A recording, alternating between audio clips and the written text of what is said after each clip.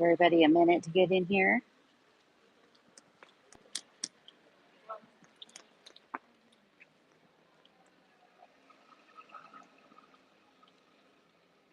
Hope you guys are all having a good Sunday. I'm a little bummed right now because the tour is ending on the Puy de Dôme, which they haven't done in about 25 years. And they are probably getting up there now. So hopefully, if there's some sort, I don't think I will, but I'm hoping I can make it home to see the last few minutes. So I'll give you guys a second here. Of course, there's nobody on the street, and now there's a bunch of people on the street. But I am over here on the Rue des Tournelles, and it is right over here. Hi, Jan. I'm right over here, very close between the Place des Vosges to my right and the Place de la Bastille on my left. And I'm going to do this one. This one today is going to be a lot about, because Bastille Day, as the Americans know it, 14 Juillet, as we call it here, or the Fête de la Nation. And that's coming up on Friday, and I'm so excited to be here for my first one.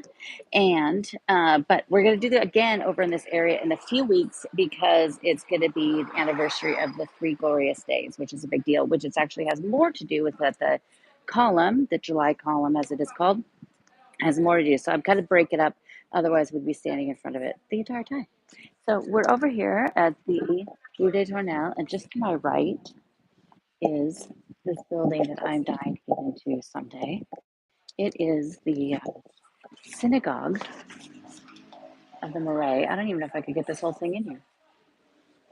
But look at that building. It's really pretty. And what's really cool about it, sorry, because I'm going to play. What's really cool about it is that the inside of it, it was all done by Bastille. So that is why I'm really actually dying to go in there and see it. But the synagogues aren't open like the churches, and they usually have, because they also have a lot of security, which is good. But it is it's one that you can't normally just go into, even if it's open. And I don't want to go in there when it's during a service. I'm just going to cross back over the street here for a second. In the back of this building that's right here, with these lovely red geraniums on it. When we do this in a couple of weeks, I'll go to the other side onto the Boulevard de Beaumarchais and show you the front of this building. But this is the Hotel de Sagon, and it was built in 1667. And this side, it's not, it's still a pretty great building, but this side doesn't, the other side's even more impressive. It's got a beautiful gate. It was done by Mansart, and then the inside of it, it was painted originally with paintings by Lebrun and sculptures by Desjardins. And it was created for Michael Mansart, his brother, and for the wedding of he and his wife, Anne Baudin. It stayed in the family for 100 years. I'm going to show you Byron. And then it was stayed in the family for 100 years, and then the Noyer family purchased it, and she was the lady of honor to Marie Lescaia and also Marie Antoinette.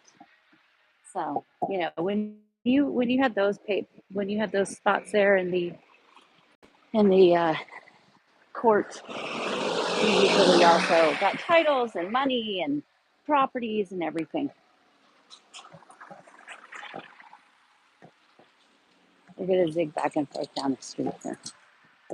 And then we'll go around. And it's not as hot today, thankfully. Yesterday got to 92 degrees in the afternoon. It was sweltering. But today is not too bad. I've been inside all day until I left, getting ready for this and for the podcast. But that beautiful little gate over there that, of course, is always hiding something great at number 17. This is the Hotel de Rouen Garnier.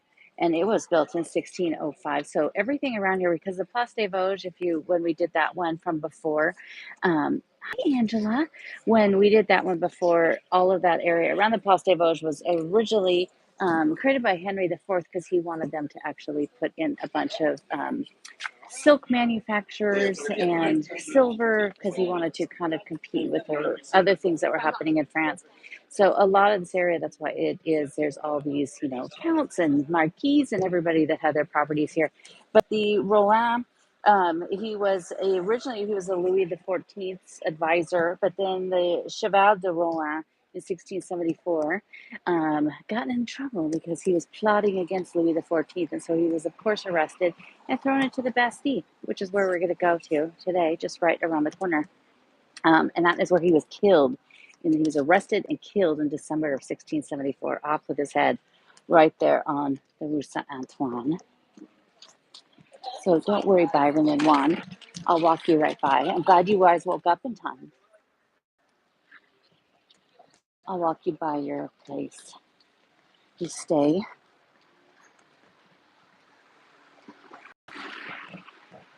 But this is a great little quiet street. It's right on the edge, and it's more the Bastille than it is the Marais, but it pretty much cuts right about here. There you are. There you are, guys.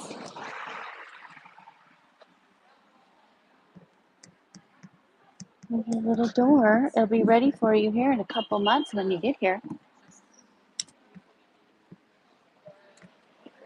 Some Gigi.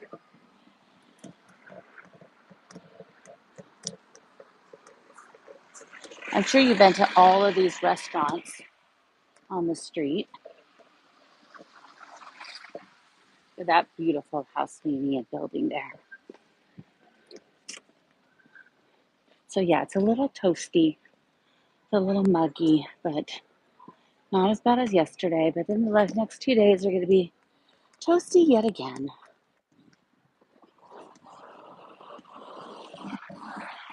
So I want to go over here because I want to show you the statue of a fascinating character.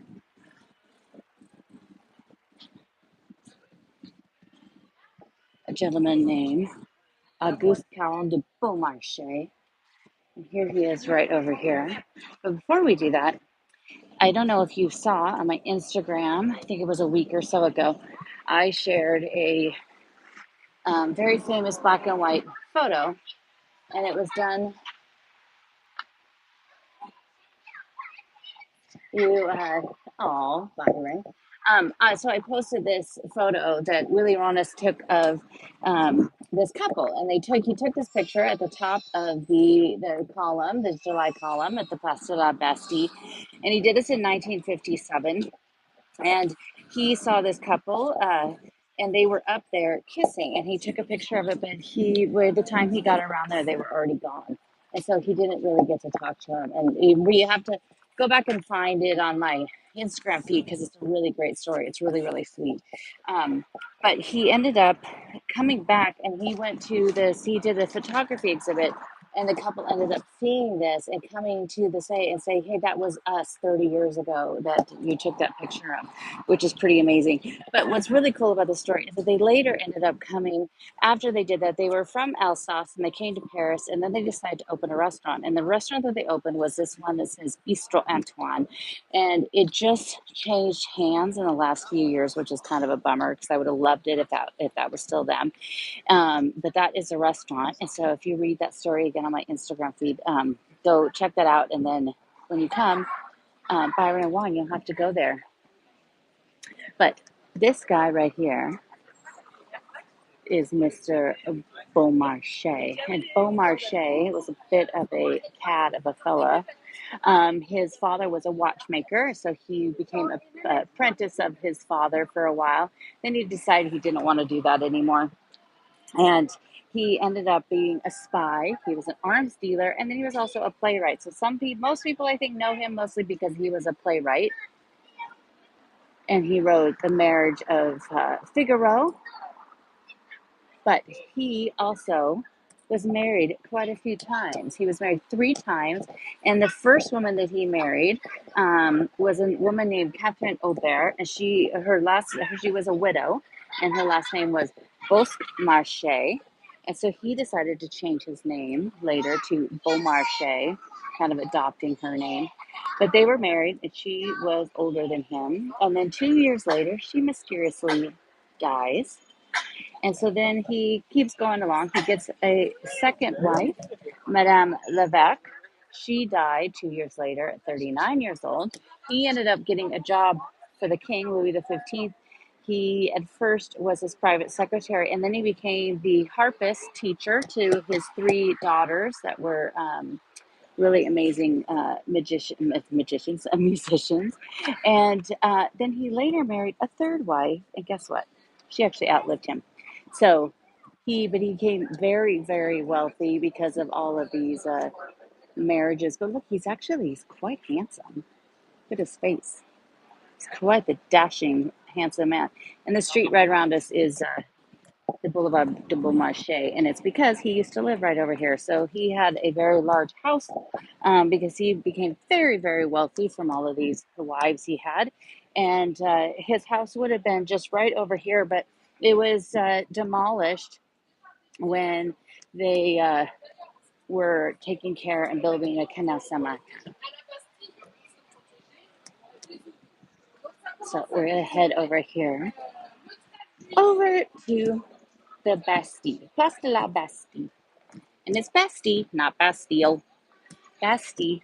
So if all of you say it this Friday, you should actually say 14 Juillet, but you should say it's Bastille Day. And then everybody, roll their eyes at you.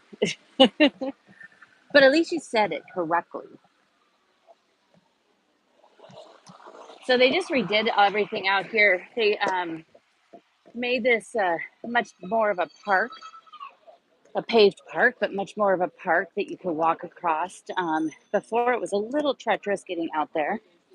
And when they redid it, used to have here in the pavement, it used to have an outline of like cobblestones, different colors. And then they changed all that. And now they're all of these brass markers. And these brass markers go all the way around and actually outline the whole. Good for you, Chrissy. I tried to get everybody to say my name the French way, but that went over like, as well as you could expect.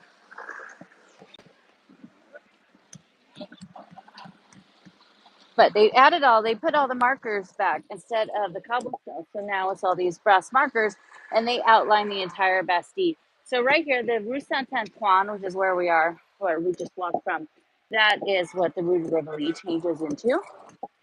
So you can follow this all the way to the Louvre. All roads lead to the Louvre for me. But they built it here. So this was actually the original entrance of the Bastille was right here as well. And it was originally built in 1370. And in 1370, this was the Porte Saint Antoine.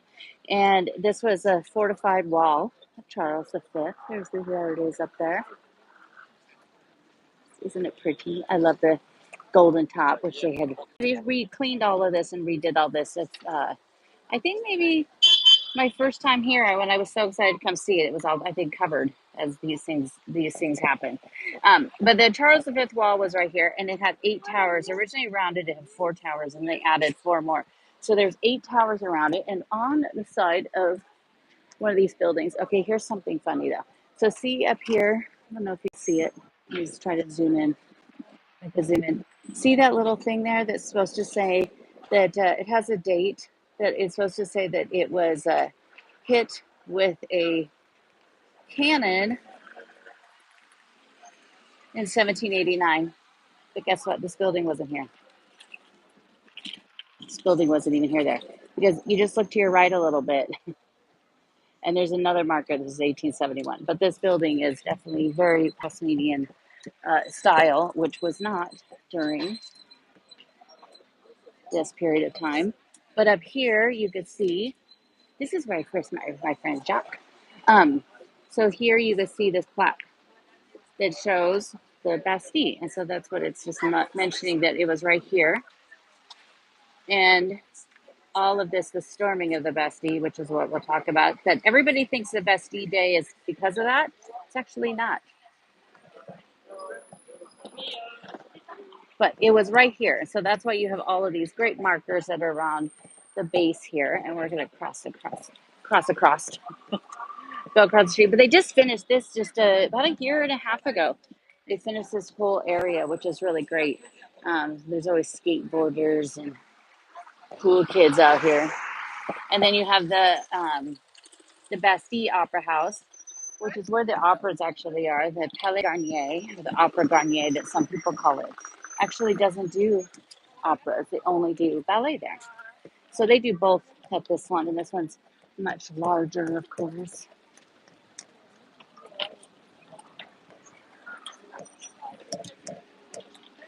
It's hard to keep an eye on everything and make sure I don't get hit by a bike again. I got hit by a bike again a week ago, but this time, thankfully, it wasn't as bad as the last time.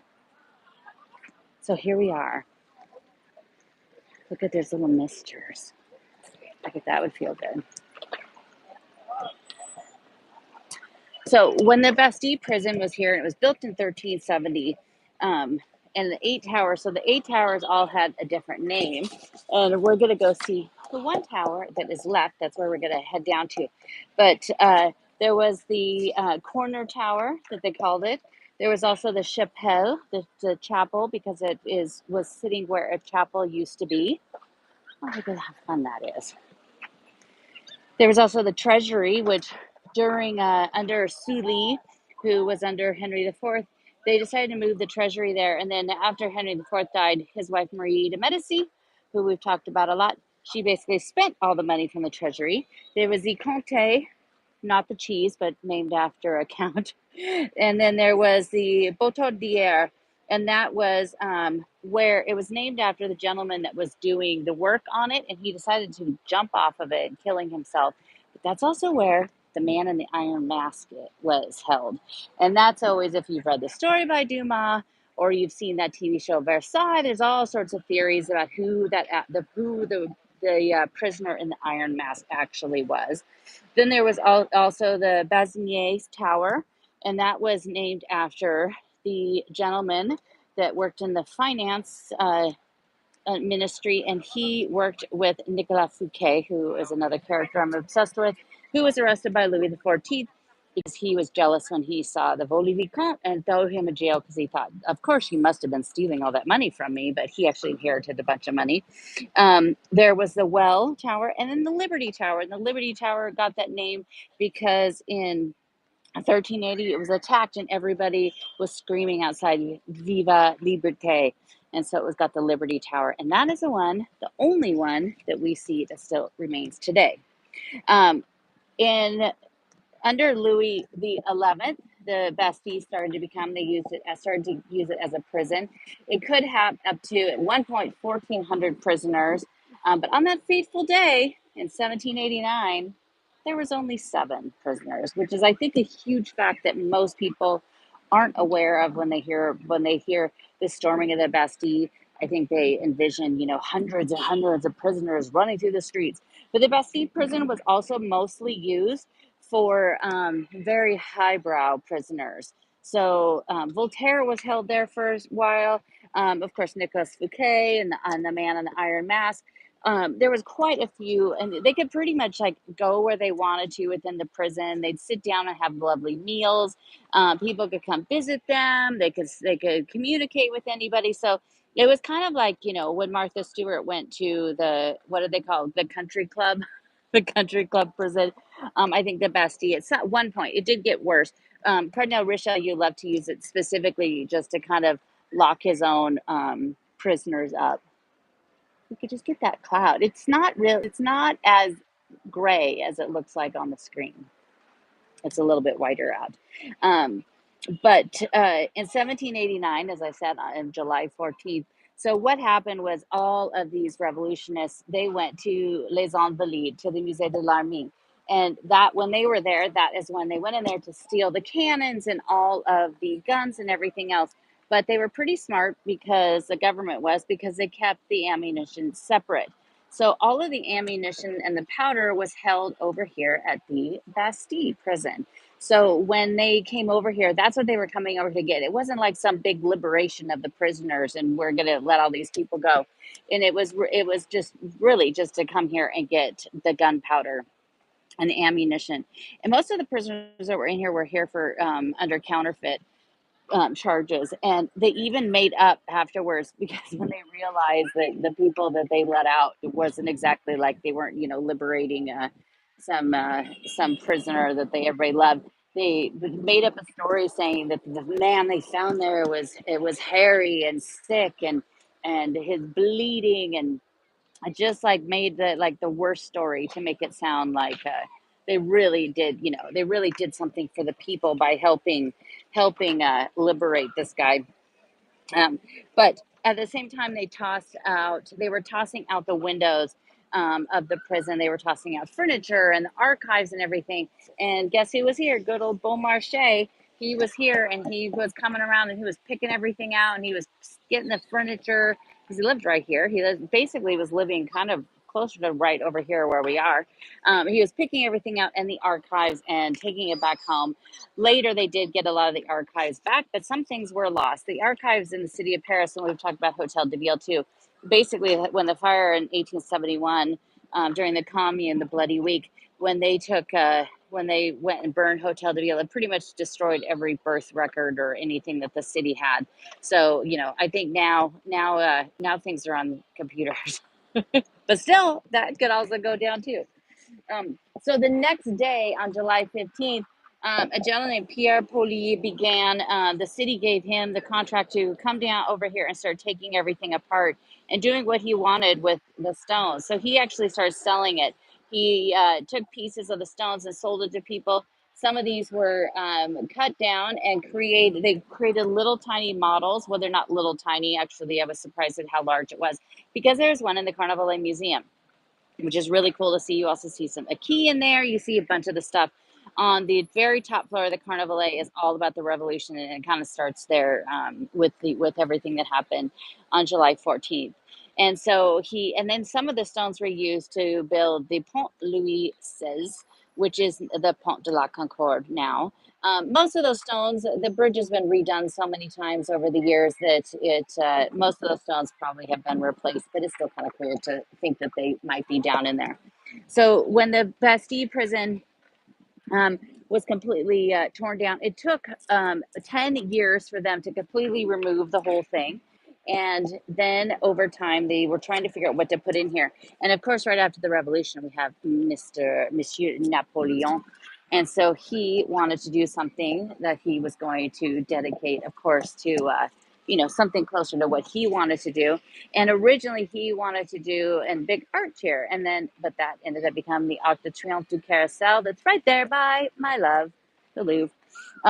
But the whole thing about the Bastille, we'll get back to Napoleon in a second, but the whole thing about the Bastille with what it is, everybody in the US calls it Bastille Day, and also in London, but in England, but nobody calls it that here. And it actually wasn't created, it was created on July 6th, 1880, is when they adopted July 14th as the day of the national holiday. And that was under the Respite law, and it was adopted. And then they also did their very first parade down the Champs-Elysees. And it is now the largest parade that military parade and the longest running one that is here in Paris. And there was a few years ago that somebody thought that maybe they should do that in the US, and then they realized how much it costs. But here I am kind of excited. I think I'm going to go try to get over there near there on Friday to go see some of it. I'm not going to go camp out too early, so we'll see. And maybe I'll just see the flyover.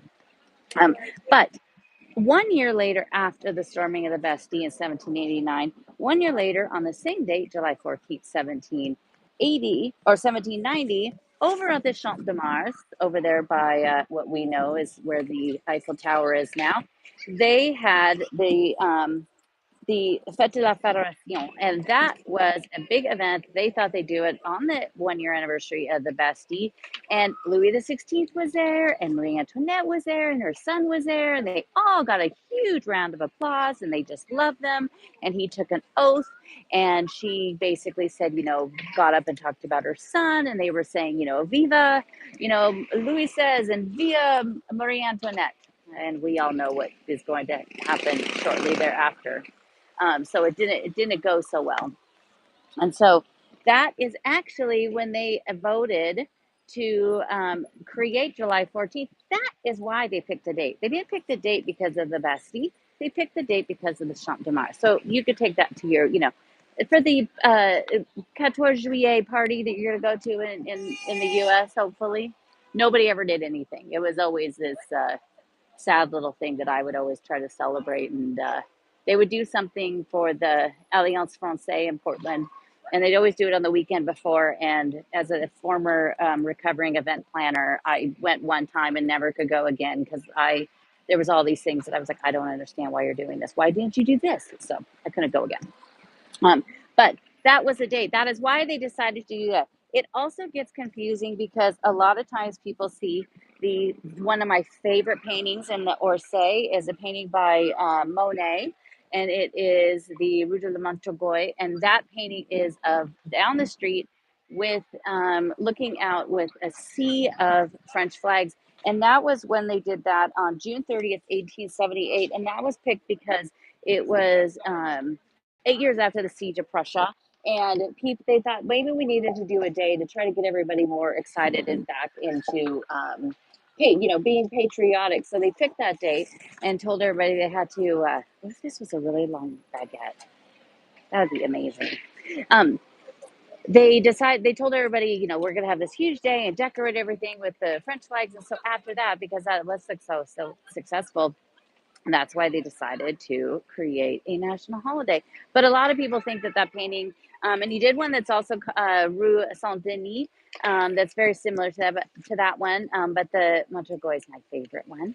And you see that in Orsay. It's finally back on display. It was gone for like a year. I just saw it a couple weeks ago. I was very excited to see it back. And so that's why he just was walking down the street, and he just basically went to a building and knocked on the door and said, can I come up there and use your balcony to paint something? And by that point, he was already Monet. Like, he was already kind of a big deal. So it's pretty amazing that he got to do that. And there is a kind of an American copy because I used to always see it on the West Wing. But it took 16 years to finally remove all of the Bastille. It was in 1806. And then on December 2nd, 1808, which, do you know what that date is significant for? It's Napoleon, because that's when he was coronated on. And that guy wanted everything to be August 15th or December 2nd, because August 15th was his birthday. And he tried to float Saint Napoleon's Day. And they actually did it for quite a few years until everybody kind of thought we're not going to do this anymore. And then Napoleon III tried to bring it back.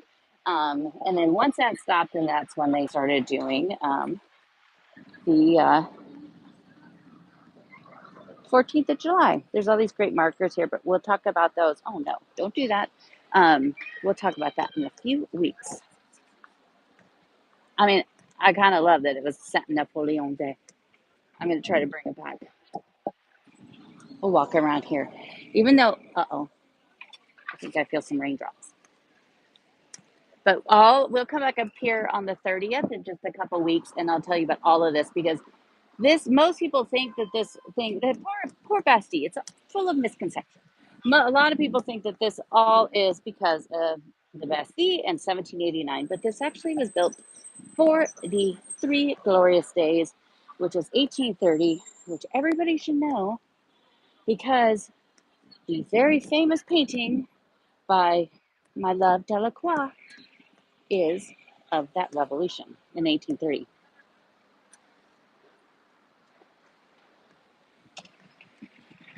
So, but Mr. Napoleon, he decided he wanted to have some huge thing built. So his idea was to build a giant elephant. So this giant elephant was going to be built here, and they started to build a base of it, and they started it in 1810, and they started doing all the groundwork and everything. And because the water was underneath, because you have the canal below us, and it was kind of also a celebration of moving, and getting the canal all set up. Because his big thing is that he did bring a ton of water to the city. Let me go check this little cat. Was bringing water to the city, and so they started building the base of it underneath, and then everything started happening. Here's the Bastille right there. It was pretty massive. Oh, here, that's better. Look, now you got some blue sky up behind it. So he started to do this. He was upset because he wanted it to be done by December 2nd, 1816, and it was not when he came here in 1812. It still had a long ways to go. And really, the only thing that was done is the base, and that base is what we still see today. So that was actually created long before the column was ever created, and it still remains, um, which is pretty cool because most people probably wouldn't think that was up there. But this elephant was massive. It was done by Pierre Charles Boudin. He was a sculptor.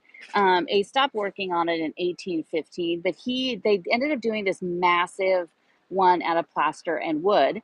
And if you've read Les Miserables, that is used in the story of Les Miserables, because he would come by and see that, because again, Victor Hugo, he actually lived for a short period on Rue de Tournelle, before he moved to Place des Vosges. So he would have come over here and seen that elephant for quite a long time.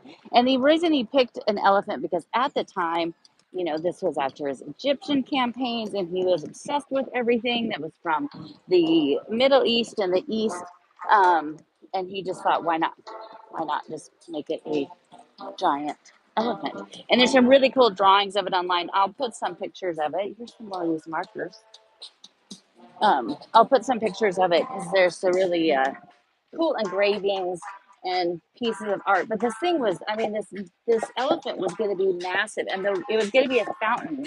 So this whole base of it, this would have been water underneath it, and then they changed it and put that gate all the way around it. But the water was going to be coming out of this trunk. Isn't that cute?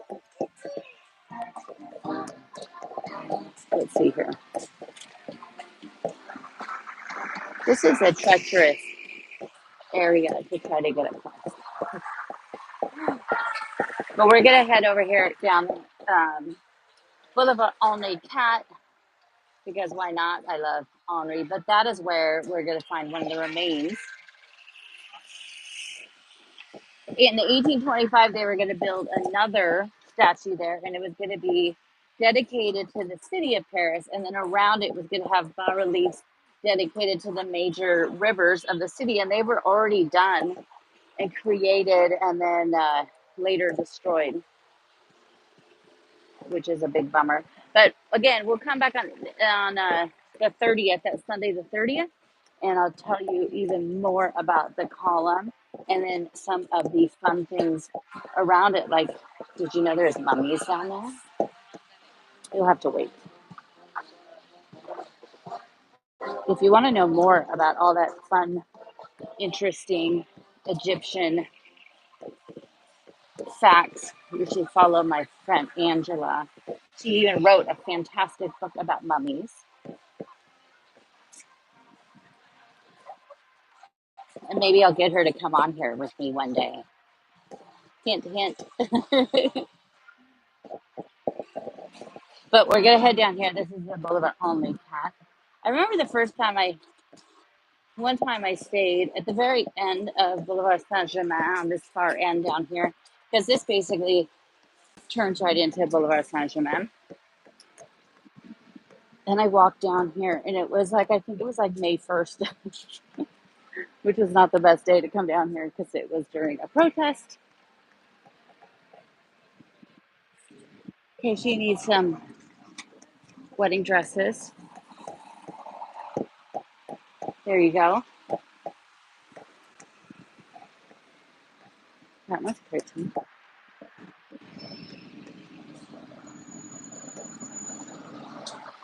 But down here, so a lot of this area, when we get down a little bit closer, the city, this side of the city, is a lot bigger now than it was, because part of it, when we get down to the Arsenal, was actually added on from a small island that used to be out there. And the island was incorporated into the right bank here.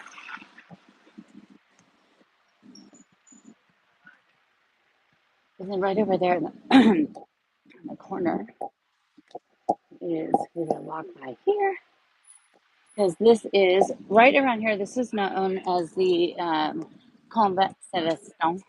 And so the nuns were here. They took up quite a huge area, went all the way down to the edge of the right bank, and then partially even on to the Ile Saint Louis. And that is where they had actually quite a few of the kings and queens of France buried. Parts of them, a lot of times it was their internal organs that were buried there. And that is where Catherine de Medici had the piece of the three caryatides that our hands are entwined, and on their head was a completely gold and covered vase urn, and inside of that was the heart of Henry II. And then when she died, she was going to put her heart in there. It's probably the last thing he wanted, but Catherine and her rewriting the story of her love life continued. But it was destroyed during the Revolution. A lot of that was restored until my man Alexander Lenoir came in there and saved as much as he possibly could, thankfully. But the convent covered much of this area right here. And so right over across the street from us now is the barracks of the Republican Guard. So when you hear the clippity clap of those beautiful horses going through the city, this is where they're coming from. So they're right here. And this opens once a year, that weekend in September. So you can come here and check them out. But it's a really cool building. The original building, the convent that was here, was built in 1259 and was torn down just before the beginning of the 19th century. And then they decided to build this one here. It's pretty big. There's a whole, there's like an arena in there. They used to do shows.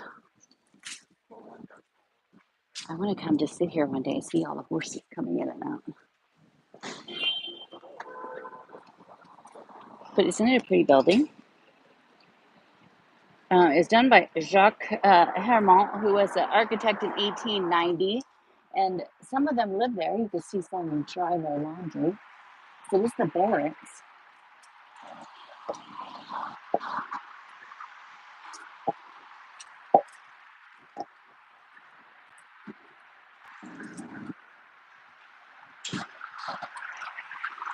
So look at how pretty that is.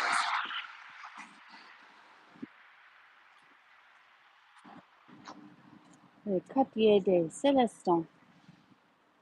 And there's a big lion up there. I'm sure maybe if I come out here on Friday morning, I'll see them coming out, getting ready to go to the parade. The parade on the Champs-Élysées. They've been setting up the they started setting up the bleachers at the end of it under the Place de la Concorde over a week ago. When I walked through on the night of the Fête de la Musique, or maybe no, I think it was last Saturday. They were already setting it up.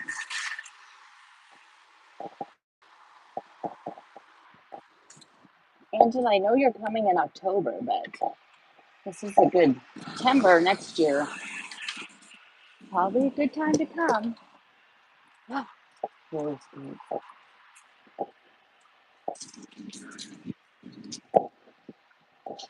It's already, it's like fall. It's already leaves on the ground. This area right here is known as the Arsenal. And you have the Pavillon d'Arsenal right there, which is a really cool museum Not a lot of people go there, and it's a lot of it's kind of more about the contemporary architecture of the city. And they have this really cool model in the back. Do they have my geraniums here? No. I was to come back by here and buy some. Oh, they have some little ones. Um, and really, really cool. But they have a huge model on the floor, and you can walk over basically the entire model of the city of Paris.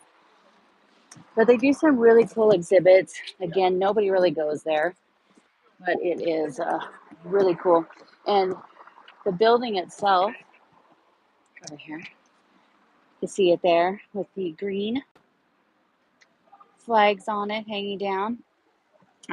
It was built by a gentleman named Laurent Louis Bonnechet, and he made all his money in the lumber business, and then he also was quite the art collector. So he wanted something built that could house all of his art, and so he had that built.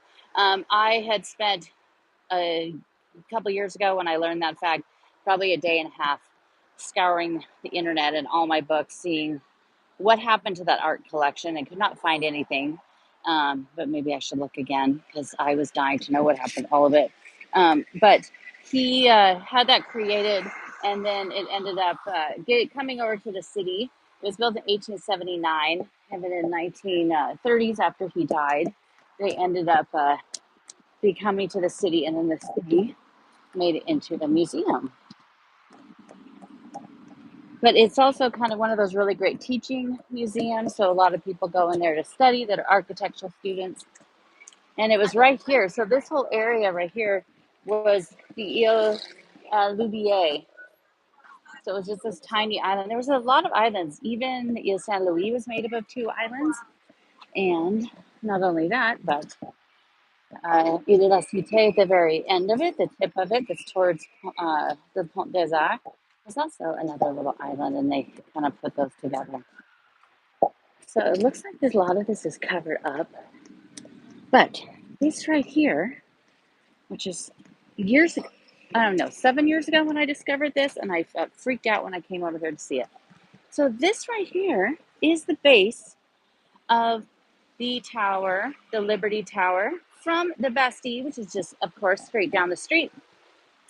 They found this when they were building the metro. So when they were building the metro, and they went down underneath, and they found this in 1899, and so then they moved it. So this little square is a Square Henri Galli. It was opened in 1925, and then this was moved here after that. And one time I was here, and there was kids crawling all over it, so it's probably good that it's behind a little fence now. But you have a little plaque down there. It's really hard to see. But isn't that cool that that's part of the, that's all we have. There's a few, there's like a wall and like the inner kind of the ditch moat, inner wall down if you go down to that Bastille metro stop. But I love that that's here. And I love that like nobody really even realizes it or really seems to care. Or that's just me. I'm just the nerd that loves to stop and see all those things.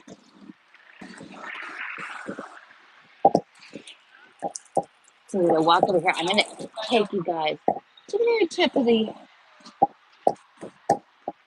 Ile Saint Louis, and then I'll bid my adieu. But maybe in a couple weeks we'll have to, because this yesterday the Perry Plage opened up, which is right down over there. They don't bring in the sand anymore, and I don't see any palm trees. But they bring in all of those fun umbrellas, and they do a bunch of events and music and everything. And they also do it um, at Villette. We also do a bunch of stuff over at Villette for it too. And we're crossing the Pont Sully, so we have. I love the fact that the Henri Cat goes right into the Pont Sully, because Sully, Maximilien and Duc de Sully, he and Henry were besties, and they were born on the same exact date, different years. But on December 13th, Henri was born in 1553, and then Sully was born in 1559. And if you remember from back in May, when we did the walk about Henri's cat and the day he died. He was on his way over here to visit his good friend Sully when he was stopped in traffic and killed. But Sully just lived just right over here. And I love the fact that they kind of get to share. They're still together long after death. We've gone over here too.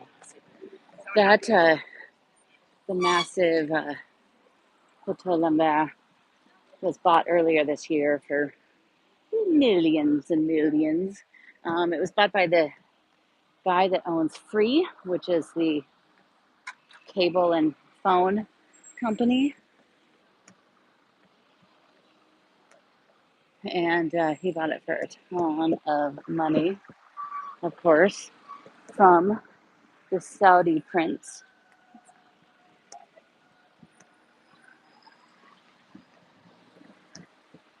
And we're going to go in here because I just love to share the story of Barry. So here at the very end, you can see that is a fancy new rooftop up there, the Bonnie. Always very busy. All of the, everybody, all the cool people that want to be seen are there. Which I think pretty much in Paris, everything is already just where you go to be seen. But would be a great view. I think the Two Paris at the top of the Cheval Blanc by Saint-Martin is kind of the greatest view of the left bank as it's closer there in the middle. I don't know what's happening. Oh, I don't want to get shot with it. Hang on. I don't want to get shot with water. So, right here at the end. So, this is the Scarbari. And there he is right there. And last time I was here, somebody had put spray paint on his face. So I'm so glad it's nice and clean. Look, I'll even just take a little seat. Look at how pretty it is. So I love this because Barry has a tie too. Guess who? Delacroix. So the Antoine Louis Barry, he lived from 1795 to 1875. He outlived my man Delacroix. And they built this in 1938. The two bronze sculptures, the one on the top and the one of the lion here, were melted down by the Vichy government in 1942. And then they were finally replaced here in 2004. So it's finally all back. The lion, you might recognize him. There is a bronze version of that in the Louvre, and then there is a marble version of that in the Jardin des Tuileries, just outside of the Musée de l'Orangerie. So look at how pretty this is. I just love coming down here because I just love his tie that he had to Delacroix. And the two of them, and that's what's so great about these being here. And he also lived really close here on the left bank because he and Delacroix would go down to the Jardin des Plantes, which is just not very far from here over towards the right on the left bank. And they would go there and they would sit in the zoo and study animals and sketch them. And he is definitely one of the most amazing animal artist that there was, because the two of them really love that. Look at that one over the marble one with the little guy like sticking look at the little line. He's like, hi. I love lions. Maybe not the bronze one, but I just really want to like cuddle them, and then I'd get eaten. But I do love this little park. Look at how pretty the flowers are. Everything is so nice in here, and there's a major water pistol fight down there. Look at how pretty that is. So, but we'll go down to the Bastille again, and then we will hang out around there, and we'll do that on July 30th because that is the three glorious days of the 27th, 28th, and 29th of 1830, and then we'll go down there and check that out. And I'll tell you all about that and give you all of the fun details about the column itself, and also how you can maybe even go inside of it, which is something you sometimes could do right now, which is just something they started not that long ago. But I'll see if was there any comments that I needed to? I don't know how I could see them. But thank you guys so much for watching. I hope you liked getting to see your place, Byron and Juan. If you're still here, go say hi real quick. Hi. My hair is really long right now. But thank you guys so much. And thank you for watching. Thanks, Angela, Jean, and Leslie. I really appreciate it. And make sure you like the little video because I think that helps. And if you're watching this on the replay, thank you so much. I think I have well over 120 videos now on my YouTube. And if you are on here, obviously, subscribe to that and share it with your friends so I could get more people on that, because then it opens it up to other functions that I don't have quite yet. But I hope you guys all have a wonderful week, and make sure you celebrate the 14 Juillet. I'm so excited. It's the best holiday in July. I'm really excited that I was here for the one a few days ago. I didn't have anything to do with it. And this Friday is going to be great. So I can't wait. And the Louvre is still open on the 14th. So, I mean, it's like the best of all worlds. Maybe I could go into the Louvre and see the parade, part of the parade from there. That's my plan, maybe. All right. Well, thank you guys so much for joining me. And we'll be back next week. Next week, I think I'm going to be kind of closer over by the Eiffel Tower because it's the anniversary of a rather tragic event that we talked about. We did that a couple years ago, but I'm going to take you back there. I did that with Kate, but I'm going to take you back there on my own, and then we'll check out some of the great stuff around there. So make sure, thanks, Byron. So make sure you guys join me next week, and then make sure tomorrow on the podcast, I did a episode about some of my favorite French history books that I use for reference and for what I get a lot of research done in. Most of them are in French, but there's a few of them that I mentioned that are just some really great books just about the history of Paris. So make sure you check it out. Okay, thank you guys.